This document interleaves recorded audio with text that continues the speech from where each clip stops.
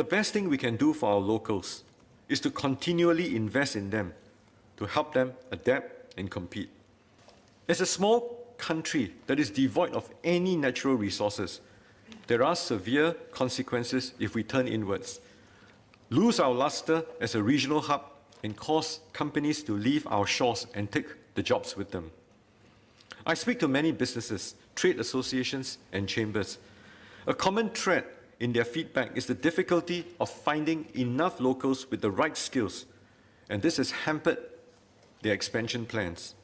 Some of them are giving up and turning to hiring foreigners based in their home country. After all, people can now work from anywhere. The 10 biggest MNCs in Singapore alone create around 30,000 local PMET jobs. If they decide to leave, we would not be talking about recouping tens of thousands of jobs, but about losing more of them instead. Members might also know that Singapore has already fallen from 1st to 5th in the Institute for Management Development's, or IMD's, 2021 World Competitiveness Ranking. Now, this was partly due to COVID, as our small economy was more affected by the global slowdown than larger ones.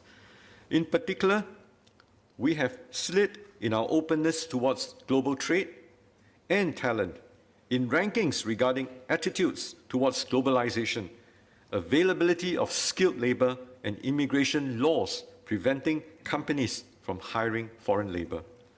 I will say this plainly to Mr Leong. What he and his party spew, attacking CECA and FTAs and foreigners in general, has an effect on IMD's assessment and on business sentiments, both here and overseas. Investors watch and wonder how many other Singaporeans feel this way. Do Mr Leong and his party think Singapore will forever be attractive to investors? Is there some magic water?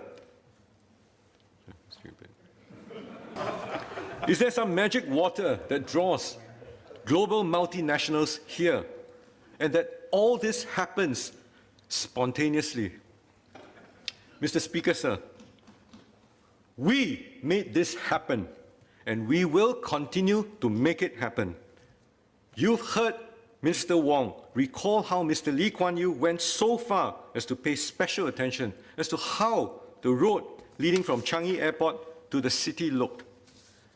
Day in, day out, many government agencies continue to work hard to make sure that we remain safe and attractive to investors, so that they come here, they sink billions here, erect plants, labs, studios, facilities here, create jobs and livelihoods for Singaporeans, including our children, so that they can do jobs of the future and not of the past.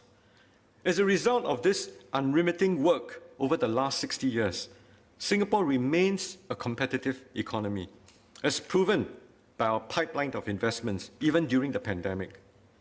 However, please note, other economies are also upping their ante. We cannot afford to take our economic competitiveness for granted. The attitudes that PSP is promoting are detrimental to how others perceive our openness. Mr. Leong, please have a care